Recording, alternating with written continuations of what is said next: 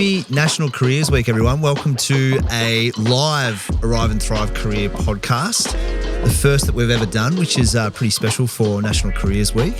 And before I get going here, I'd just like to acknowledge that we are recording on the lands of the Wurundjeri people of the Kulin Nation and pay our respects to their elders, past, present and emerging. And I feel very privileged to be doing this face-to-face with a fine gentleman, Craig Eastwood. How you doing, Craig? I'm doing well. Privileged, the honour's all mine, Tyson. Too kind, mate.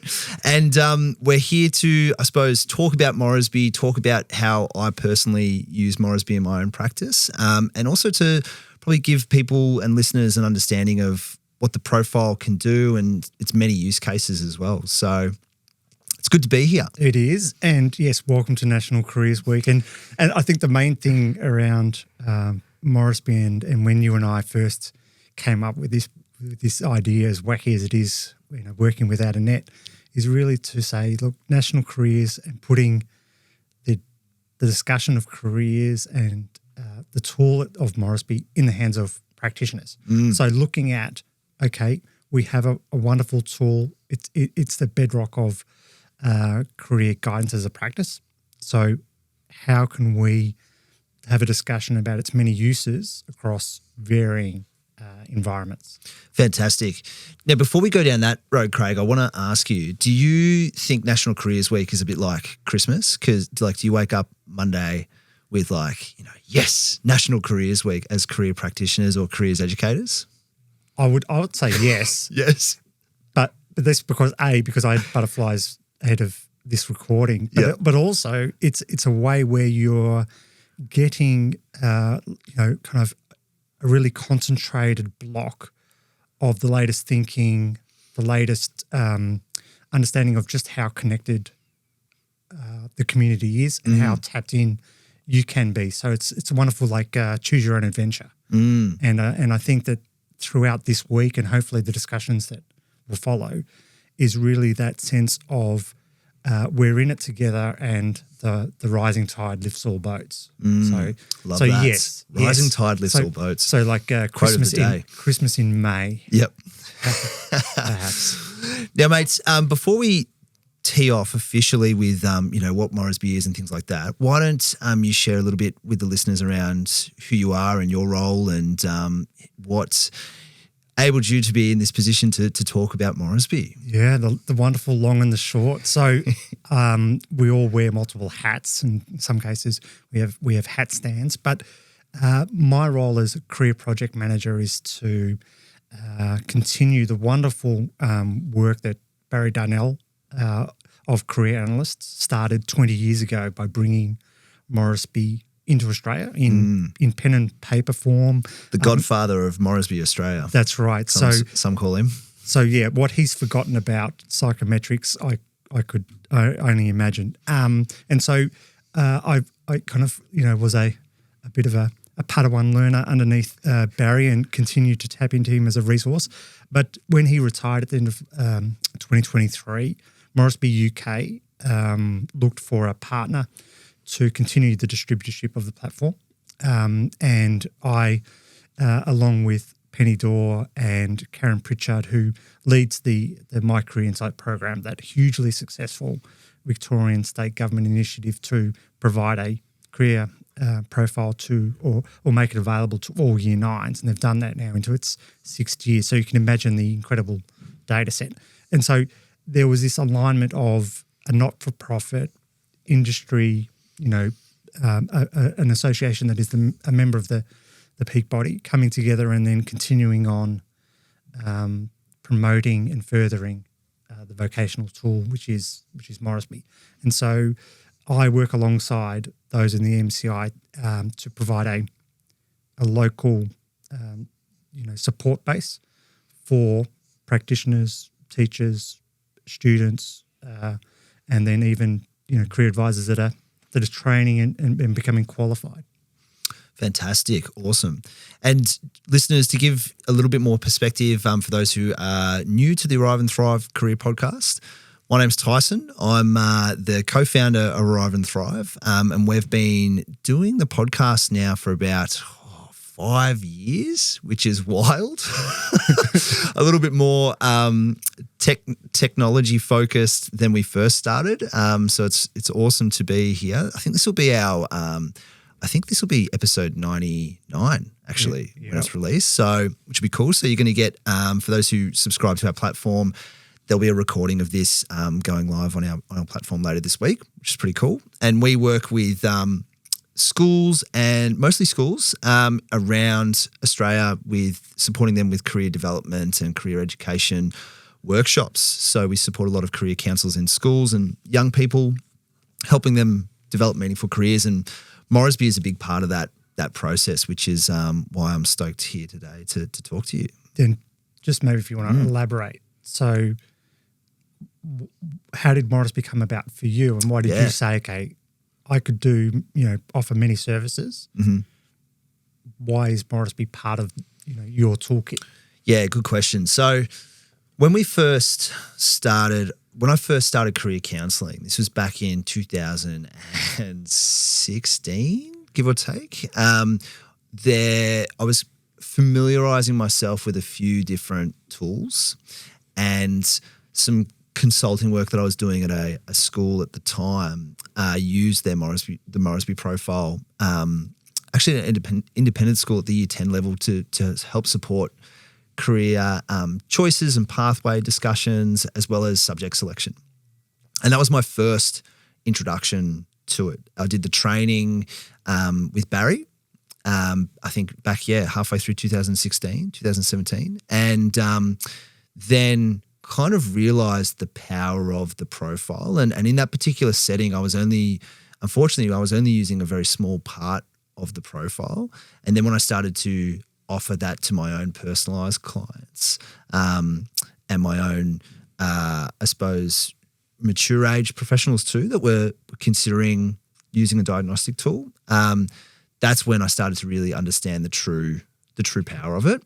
Yeah. So just on that, I mean, we kind of touched on what is this wonderful thing called Morrisby, or at least I feel it's wonderful. So you mentioned diagnostic and things like that. So for those people who are like Morrisby, sometimes I joke and say, is it a verb or a noun? Morrisby is actually goes right back to John Morrisby back in the 1950s, who looked at differential abilities. So those preferences that we have about how we relate to the real world around us. So Morrisby takes, a series of assessments and questionnaires. So the assessments are the psychometric, looking at, the wonderful world of verbal, numerical, abstract, spatial, mechanical reasoning. And then it blends the data about you personally, how your work style, your study interests, and puts a blend of career suggestions forward. So that's right. So you're trying to capture and then lay out a framework or a map for people then to go on exploration. So how have you found the applicability going from secondary school students into beyond? Yeah, good point. So I think one of the big things that we focus on at Arrive and Thrive is that it's a start in the career conversation. So when we're working with high school students, as you said, like the aptitudes piece, the interests, our work style, work environment, like some of those change and evolve as we get older. And so whenever we're framing the Morrisby profile, we say this is a snapshot of you in time at this particular moment. And so when it comes to, if we're working with school students, quite often they'll literally jump on their profile and go straight to the career suggestions. Yeah. And our private clients do the same thing. Because people, it's juicy. They go, okay, cool. What are my career suggestions? What should I do? Yeah. And whenever someone's using the profile for us, it's like the first point of call. It's like if we're prescribing the profile to someone who's had a few years out of high school or they've had a few years of work under their belt, they're at square one in terms of they're not sure around what they want to do. Like they've got multiple things going through their mind, or they're just completely unsure around what their skills and interests and their personality may align with. It's a great touch point to say, if you're dealing with a student as they do in the government school, so this, unpacking of around 37,000 profiles every year, you get the parents who are really intrigued about, does this confirm that, my son or daughter is going to be the next doctor or astronaut, or do people, sometimes they think, oh, look, I already know where I want to go.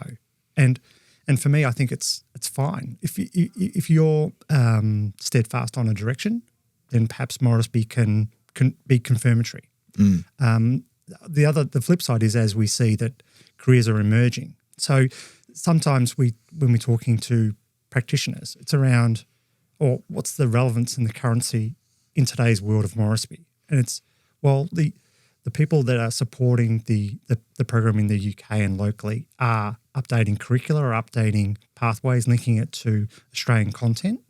And so, the report, yes, it's a static report, but the Morrisby platform as an account holder, amazingly functional and interactive. The more you put into it, the more you explore, the more you favourite. Yeah. And you're right. As you change and mature over a period of time, retake some of the questionnaires and change your focus areas and pathway options.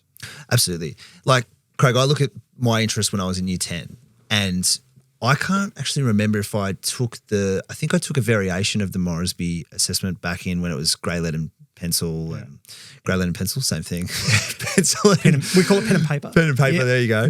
And literally tallied up the numbers. And I still remember my career suggestions. Yeah. And it was a shepherd. Yes.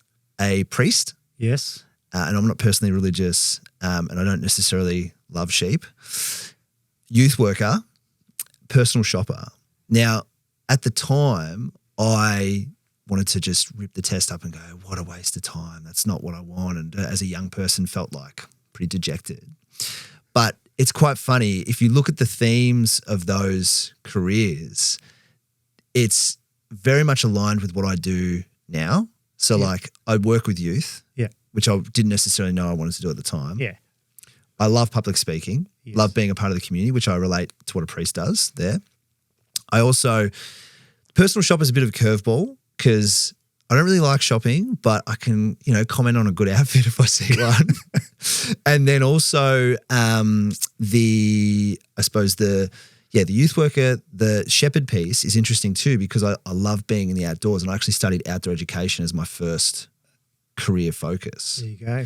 So I think when we're talking to young people and also mature age people too who are wanting to have like I suppose some data in the conversation around their career possibilities, we want to look at the themes associated with that because, those occupations, as you said, like those types of things are updating all the time. Yeah. And because of the future of work, it's unpredictable.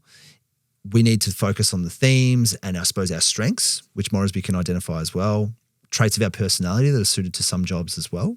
I'm a natural extrovert. I get to talk all the time for work, so it suits me and it brings me energy as opposed to someone who perhaps find those types of work environments more difficult. Yeah, and just to, I suppose, further contextualise Morrisby in Australia, there's a cultural overlay that is Australian. So while a lot of, there are Morrisby in the UK and they have their own cultural influences. So there's a Scottish, there's the Welsh. And so for Australia, it's very much when you go in and you look at the resources that are there and the types of occupations, very much, looking at not only Australia, but then individual states. So there's that whole, you can feel very comfortable with the effort that's given to that. But I was really interested in what you were saying, and we've mapped out a few areas to discuss. Was around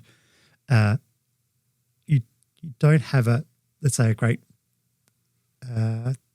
preference, maybe still using that, around some of the ways in which the validation, the theory of what went into the Morrisby platform. So for those who are interested, differential ability tests and the battery of standardized psychometrics, they have been well researched. So Glenn Fox, David Kolb, Anne Rowe, and Morrisby itself looked at the Morrisby type indicator. So a lot of people quickly jump to Myers-Briggs in terms of, am I a TGIF kind of profile? And so, the work that John Morrisby did, and that was furthered by Malcolm Morrisby, really kind of looks at all that kind of. So there's that reassurance that over the 50 plus years, all that testing and all those algorithms are further refined to provide that, hopefully that good match for you as a career advisor when you're talking with your client, your student, your candidate, whatever you may have. Well, it's funny because when I redid the profile, so I did it back in high school, and then when I did it when I was training back in 2016, 2017, careers counsellor, I had an 85% rating on my profile, which is my profession. Well, there you go. Proof is in the pudding. Well, yeah. I mean, sometimes we would love to have these longitudinal studies that confirm this, but it comes back to this is a exploratory piece. Yeah. That it's a choose your own adventure. That's strength based and very positive. What I wanted to touch on, you said you were witness to a bit of an epiphany earlier in the week. Yes. What, literally as we say in the Morrisby business, unpack that for me. Yeah. Spoken like a true Morrisby professional. Thank you. So listeners, I had a really cool feel-good moment and a bit of a light bulb moment with a client I was working with this week. And he referred to this moment for him as like a reset and in his career. And he was mid-30s and he had faced some challenges in some of his work life and his personal life. And he just really wanted some context around what are the options that he could consider because he hadn't done anything like the Morrisby previously. Was a little bit of at a lost cause around what options he had in terms of qualifications, career pursuits, things like that. And so when he completed the profile, we were unpacking some of the sections and he found that his interests section in the profile was completely spot on. His personality was completely spot on. And we know that with the career suggestions, it's a three, kind of a pyramid of your interests, your personality, and your aptitudes. His aptitudes, once I was able to explain to him around that he had more of a strength in that practical space, that really resonated for him too. And so he was originally kind of playing around with the idea of wanting to step into powerlifting, coaching and fitness instructing. And he also was considering stepping into like some social work and youth space. And so we had a really positive experience because it affirmed that those were the types of things that he could potentially thrive in based on his interest, based on his personality. And this came about through, conversation when we were unpacking the profile. And then when we saw those career suggestions in his profile, it was like that extra bit of confidence for him to take that next step, to use it as like a whiteboard of what his beliefs already were around what he could see himself doing. Does that make sense? No, it absolutely does. And what it flags to me in my mind is, looking at you as a private practitioner.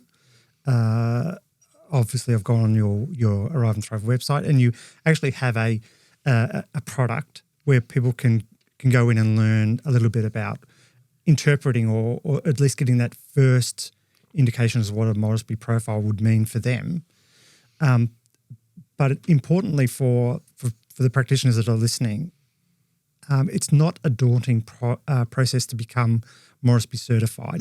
What we do in Australia is that it's a 2-stage training and certification process. And the great thing is, stage 1 is you get to do your own Morrisby profile. So, fantastic stage. You may be a sheep herder or a surf lightsaber, or as it showed up for me, it was a policy analyst. There you go. So watch out, government white papers. But that's stage one, and then the stage two is it's a 4-hour investment of your time to understand the theoretical underpinnings of Morrisby.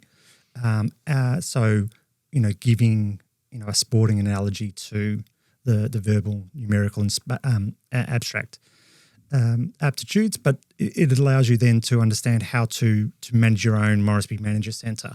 So when you're requesting that someone completes their profile, or you want to gain access to their reports in advance of or at the time of doing an unpack or a careers interview, you then can feel confident about understanding the shape of those the profiles that are presented, and being able to, as you've done with your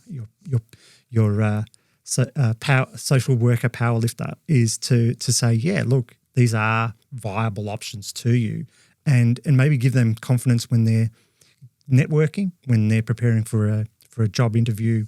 So those other kind of using the career guidance vernacular of those interventions that you take when you're working with a young person or a career transition. So yeah, really really good example there of again basing your conversation, basing that starting point around something that is personal, that is kind of aspirational, yet realistic in terms of going in and finding your pathway. That's it. And I think there's, we focus a lot on the aptitudes piece, the interest piece, and the personality, but there's a lot of other really valuable insights on the profile that I find not only students, but career transition individuals and more mature age people too can really relate to as well. Like with the priorities piece, I always change that around from a values perspective. So how do we go about making decisions when it comes to our career choices? Like, what are we prioritizing? Are we prioritizing perhaps financial reward or security or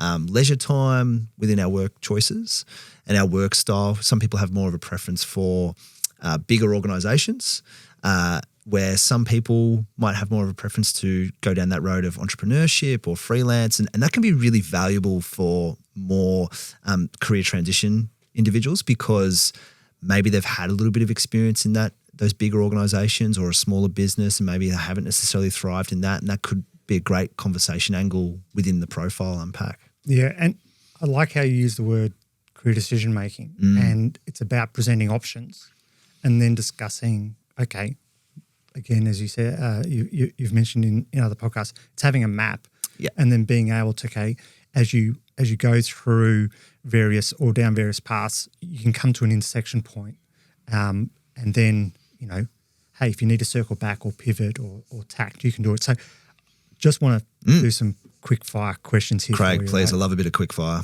Quick fire. So, in your mind, is Morrisby a test or an assessment?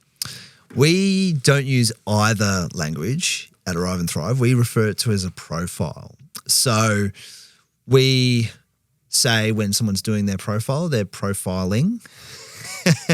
And then, because we find that sometimes if we say test or assessment, we want the individual who's about to do it to go in with an open mind. And sometimes the people that we're working with haven't had the most enjoyable times in an assessment or test environment. Yeah. For me personally, I would just classify, prior to that realization from our end in terms of profiling and profile, I would refer to it as an assessment. What would you say? For me, it's assessment. Yep. Because we're not looking at a pass-fail. Yeah, cool. So, we're not looking at an exam type situation where it's a predetermined set of questions or problems designed to test knowledge or skills. Right, that's something you can kind of train. Whereas an assessment is we want to understand the nature of the character, the underlying, preference towards something. And so for the individuals, and sometimes we get the questions about, is it available in a different language? And at the moment, in Australia, no, it's not. It's in English, because we want to get an understanding of how you as an individual is going to relate in the so-called real world. So the idea is that, if you are an EAL student or other kind of, you have where English is their second language. Second language, yeah, exactly. That, there are ways in which I wouldn't say that, that the profile can be assigned that help in those discussions. But ultimately, we want to understand, when you're not in that assessment environment, what's gonna work for you. So yeah, more of an assessment than an exam. What about when you get the student who puts his hand up and says, "I'd rather do my own research, and come to my own conclusions rather than do an online program like Morrisby"?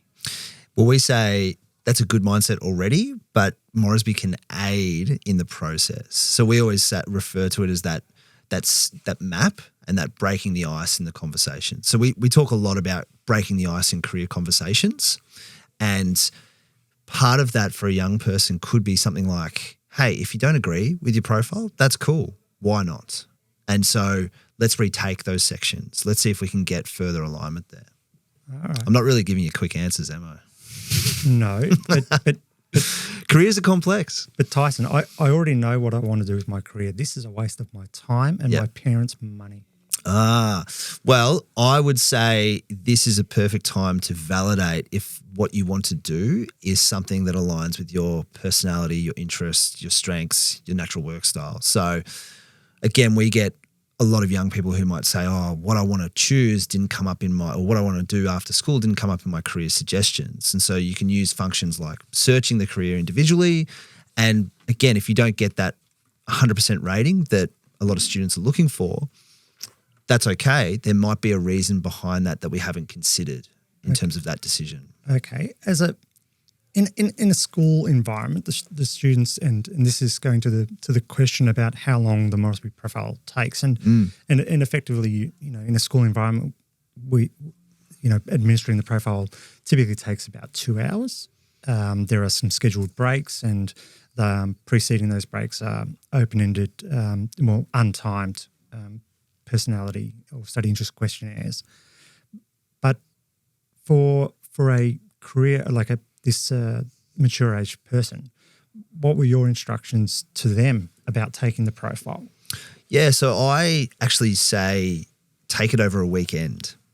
So when you're working with a career transition person or someone who's in that mature age bracket, and that I classify that as anyone who's a few years out of high school, and we generally have a better self-awareness around how we go in those types of profile or assessment situations. And I know for me, when I did it, I completed a few modules, then took a break, and then completed a few modules. And, you don't want to do these things when you're tired or your kids are nagging at you or, you want to be 100% present. Yeah. So if you've got the luxury to take the break that you need to feel fresh, go for it. So I generally say over a couple of days. Yeah, perfect. And preceding each of those aptitude sections, there are practice questions, and there's practice questions available on the website. So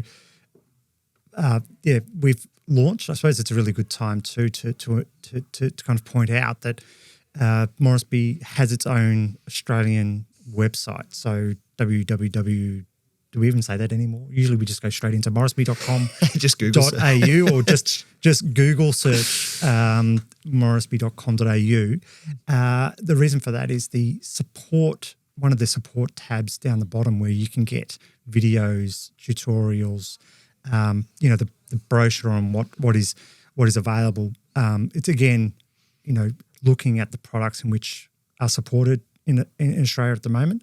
So we have in a school setting, the Morrisby careers, those aspirational part questionnaires, and then the profile.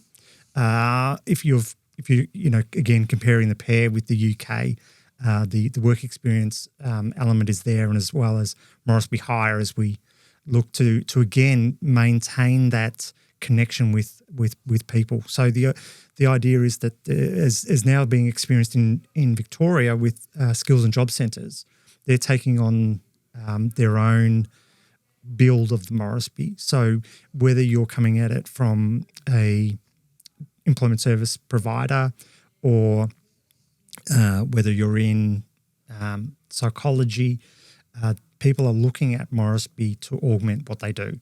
And interestingly enough, given my career insights, we now have, 140,000, 150,000 students that have a portable, in inverted commas, profile, ready to walk into Arrive and Thrive or the next career practitioner to say, oh, yeah, I do have that profile. Can I share it? Can I access it? So putting you on the spot, are you prepared for the person who walks up to you and says, hey, Tyson, I've got a profile. Can I, do you know much about it yourself as a practitioner? Is that something you've encountered to date? Yeah, I think it's cool because it's especially in Victoria, the awareness of Morrisby is really funneling through the education system, and we'll get a lot of, say, parents or people, guardians who have said, my young person is currently completing this in high school. Yeah. My oldest didn't get the opportunity, or my cousin is interested. We were talking about it over coffee, and they want to do a profile, or even parents. We get parents coming up and say, hey, can adults do this? And I'm like, yeah, absolutely they can. So it's cool because I think it's, as the world of work becomes more complex in terms of the opportunities that are evolving and the uncertainty in many fields, I think it's an appropriate tool and resource to help steer conversations. And let's not forget, Morrisby is also a really helpful research tool as well. We've spoken a lot about the profile itself and using that as a career conversation starter, but by clicking on a lot of those suggestions, you're actually doing a lot of research around, the ways to get qualified in that occupation, or the trends and the different resources and media that are within those career suggestions. So I think it's a fantastic thing. Yeah, precisely. So whether you're a private practitioner, solo entrepreneur, or you're working with a number of career advisors, Morrisby then provides you exactly that, the reporting and statistics available in the background to get an understanding of what is impacting the people that you're supporting, and then you can kind of look at ways in which, okay, what's working for you as a practitioner, what's really seeing that resonates with you, whether it's putting in standard templates for having an interview guide so that you're making sure you're asking those questions about study interests, career fields, and going into further depth. So that's terrific. That's a really good point, because it can, if you're new to the profile, because of its so many different sections, its use cases, it can feel a little bit overwhelming as a practitioner, like anything when you're first learning. So being able to curate your own interview template, being able to understand and go into through the back end and understand certain sections. We're also a big fan of the planner function too. So being able to encourage people to delete careers, favorite careers. And so they're starting to take a hold of it before the initial conversation too. So yeah. So yeah, you're touching on the fact that the participant or the account holder, the person who's done the assessment, can then go in and say, I want to be an arborist, not not working in early child care, and then the algorithms then marry up to those situations. I wanted to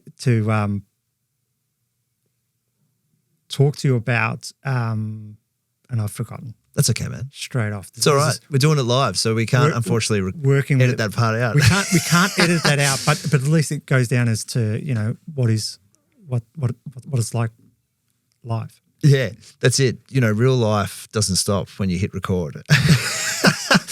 But one of the things I think that's an important piece to touch on too is, as a careers practitioner, the definition of an effective careers practitioner, the way that I see it, is that you want your individual that you're working with to come to these realizations themselves. Yep. The last thing you want to be able to do the last thing you want to do is say, you should do X or you should do Y. It's you want them to be able to see the themes in the profile. And that's about, educating the person with the profile why they've perhaps had those suggestions take place. So the reason why I think that's important is because let's say as a practitioner, you've seen that they've perhaps deleted early childhood education, or they've deleted teacher, or they've deleted nurse, or they've deleted whatever occupation. Seeing that and understanding why they did that, even though it may be a high rating. So we know that because of career conversations, and quite often people can't be what they can't see. So they may have just had a poor experience in high school, which means that they never want to be a teacher. And you're like, well, is that justification around that career decision? So being able to support someone through understanding their data, but also understanding why they've chosen certain careers and why they've deleted certain careers because of like the career stories that they tell themselves. So it can be a great tool to kind of break the ice on a bigger conversation, essentially. Yeah, no, exactly. And thanks for bringing back the conversation. That's what I do. I had the light bulb that went off was around, career practitioners who they've become qualified. They're finding their footing. It's around, these discussions we're having now happen every day at regional career networks through, linkages into either ACE as a member organisation or the CDAA. And so, again, there are people with that phrase lived experience that can certainly help. And lots of ways, for example, with the Morrisby to create sample students to get those reps up, so that when you're looking at a report, that you're starting to understand how the suggestions are being proposed. So and to be honest, like one of the ways I got my reps up too was I was fortunate that I was able to be involved with the My Careers Insights program when it first started, which was fantastic because it got my reps up in the Morrisby piece. But then, when I first got the license, my wife took a profile, and then I performed a career conversation unpack with her, and then I said, hey, brave. Yeah, no, it was great. It was a good experience for both of us, actually. But then I said, can you retake some, because there was a few sections she just didn't agree with because on the time she was a bit tired or a bit frustrated with probably me, but then she was able to retake some of those things, and then that was a part of the conversation as well. So it's like, hey, if you don't necessarily agree with this, retake that section. And that's the part we need to remember, is that this stuff isn't set in stone. Like as we evolve as people, our career suggestions are going to change. Our career interests are going to change. Our right and wrong around our priorities is going to change. And that's an important thing to remember too. Yeah. And life and situations and having to pivot and adapt to situations. In preparing for today, I went through some of your back catalogue. Oh, thank you. On the podcast. Makes me sound like a pop star. That's right, your back catalogue as we're having. So what I would like to do now is actually pivot to somewhere where you normally go, which is around. I don't know which order you want to do this first. Mate, you want to do? Totally you want to go to the books, or you want to go what we're roaring about? Yeah. So to give listeners a context around what we're roaring about. This is a question that was first coined by my dear co-founder, Dan Lenardi, who unfortunately is no longer with us. He passed away in February 2022. And he was another careers counsellor who had a huge lust for life around our podcast, around why people chose certain things. And he coined this term, what are you roaring about? Taco. I'm roaring. And essentially what Dan was saying was, what gets you up and about? What makes you pumped, as he would put it. So I think for me at the moment, mate, I'm really roaring about saunas. Bit of a curveball there. I'm really enjoying getting in the sauna at the moment. Winter, a little bit of heat therapy. Lucky this is a podcast, not a... That's it. Wait a second, this is on a... I'm just really enjoying, getting in, doing a little bit of breath work in the sauna, getting some heat therapy when it's cold. But again, just and the little moments in life. I'm a young dad, and my two daughters are doing some pretty magical things at the moment. So just cherishing those little moments as a young dad and then having my alone time in the sauna. Oh, very, very good. Well, I too am a father and I love my daughter very much. And what I'm roaring about at the moment is actually the vinyl craze has been. So it's come back, hasn't it? So that kind of ability to put on a record, to look at the artistic liner notes and to experience. Do you read sound. the lyric charts? Oh, sometimes I read the lyrics. Yep. But, I just find now that there's this whole,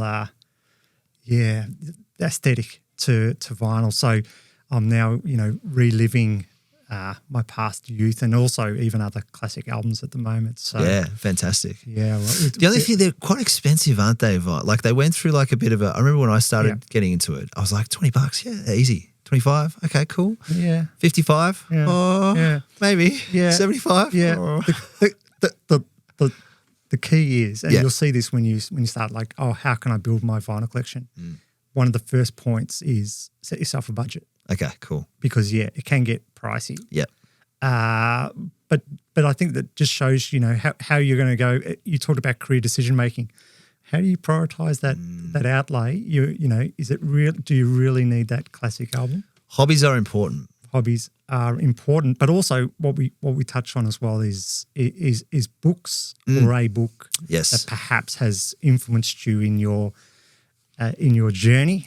Yeah. So what's on the Tyson Day bedside table? Well, at the moment, there's probably just a couple of surf mags, but my two favourite books would be Lost Connections by Johann Hari, incredible book, and that really opened my eyes up around the importance of meaningful work with mental health. Yep. And so that's kind of the angle that we come at, which really kind of paved the way for my own career theory around helping individuals develop meaningful careers. So whatever meaning is for an individual. So phenomenal book, really good book. And then another one, The Alchemist by Paulo Coelho. I think that's how you pronounce their name. And that was a Dan Lenardi suggestion early on. He was like, bro, have you read The Alchemist? And I was like, no, I haven't. So checked it out. And it's, again, a beautiful story, like a beautiful fiction story around understanding your purpose. Yeah. So, have you read any of those? I have, but a very long time ago with The Alchemist. Yep. What hit my bedside table and is actually probably still in my bookshelf as I frequently go up and get it is Principles by Ray Dalio. So setting out, an approach to life and to work. But then as I like to get stuff done and feel that, I'm making good choices and good habits. Atomic Habits by James Clear. So, the 15 million copies sold, I think, worldwide or something like that. Like something bananas. I've bought a couple of those, 15, as well as the audio book. So I dip in and out of that all the time as to try and just to make sure, okay, how am I going about things and continuing on from there. And talking about how we're going to continue on, what's on the calendar of events for Arrive and Thrive as we look to turn over the calendar pages? Yeah, so we are in full workshop mode. So term 2, we're doing about 60 workshops in term 2, which is cool. So seeing a lot of different schools around Victoria and also a few interstate, which is cool. But yeah, we're just in workshop and delivery mode. So apart from cool little things like this, we are, just facilitating, seeing schools, seeing young people and, on that journey. Very good. Well, I might meet you interstate. I'm actually heading up to Sydney. Cool. For the CAA conference on the 3rd of June. For the CDAA members, I'm going to be conducting a Morrisby for career practitioners. So that's now up on the CDAA calendar events in July, mid-July. Cool. But if you already, you might know about the CDAA conference in October as well. That's in Melbourne this year, so I'll be making an appearance there. But whether we cross paths at a regional career network, whether we again do something crazy like this in the future. We'll see. But thanks for having me on the Arrive and Thrive podcast, mate. For Careers Week 2024. Oh, it was an absolute pleasure, Craig. You're a beautiful co-host, mate. And I love sitting down with people who are passionate about what they do, and you just ooze passion for the Morrisby and the work that you do. And it's important stuff because a lot of young people need those types of conversation and those tools at their disposal to make really informed decisions. Terrific. Well, on that note, we'll wrap it up. If we'll just go over some of the links that we've mentioned over the last 45 minutes. We'll put them in the show notes, as they say. But reach out to Tyson or myself if you've got any further questions, or we haven't quite answered something you're hoping to be addressed today. Give us a shout. Yeah, absolutely. Just come, you can visit arrivethrive.com.au and our email's there, or hello@arrivethrive.com.au, or feel free to connect with myself on LinkedIn as well. Always happy to have conversations and about careers, education, surfing. One of my passions. Yeah, surfing too. If you've got any good record suggestions, let me know. Yes. All awesome. right. Thanks, Craig. Thank you very much, Tyson. Cheers.